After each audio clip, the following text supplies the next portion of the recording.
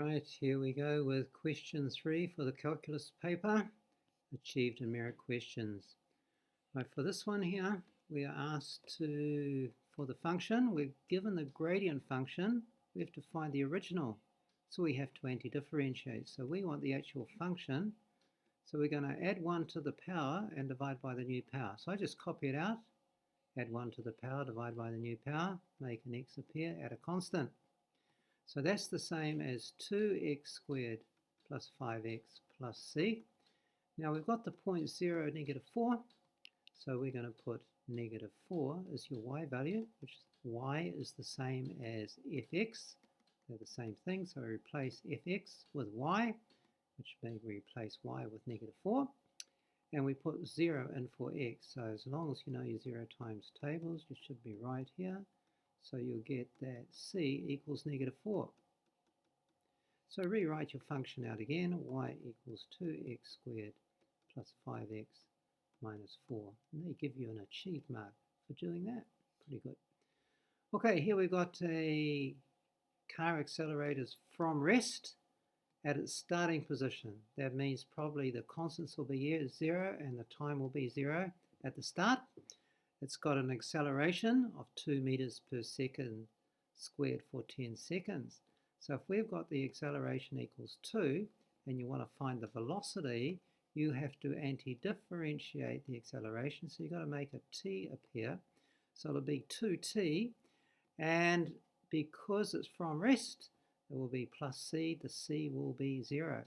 So velocity equals 210, and you have got after 5 seconds.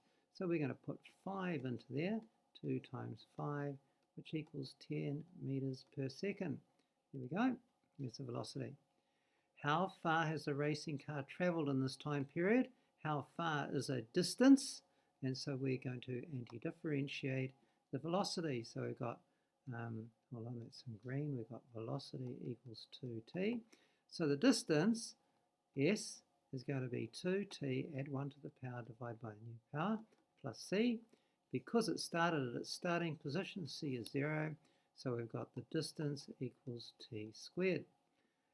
10 seconds, you put 10 in there, the distance equals 10 squared, which is going to be 100 meters. Okay, and there we have it. So, next thing we're going to do is we're going to look at the next question, which is, why isn't this working? Here it is. Right, after 10 seconds, the car driver reduces car's velocity. It decelerates at a constant rate of -2 meters per second. How much further will the car travel down the track before it comes to a complete stop? So the velocity, then you have to anti-differentiate, so that would be -2t meters per second squared. That was per second squared, this is meters per second. And the velocity at 10 seconds, we know that the velocity was, at 10 seconds, was 20 meters per second.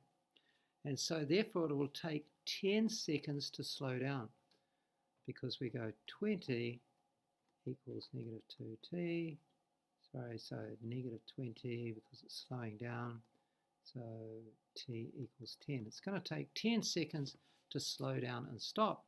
So you put that into the distance equation, and the distance equation is going to be -t squared for distance.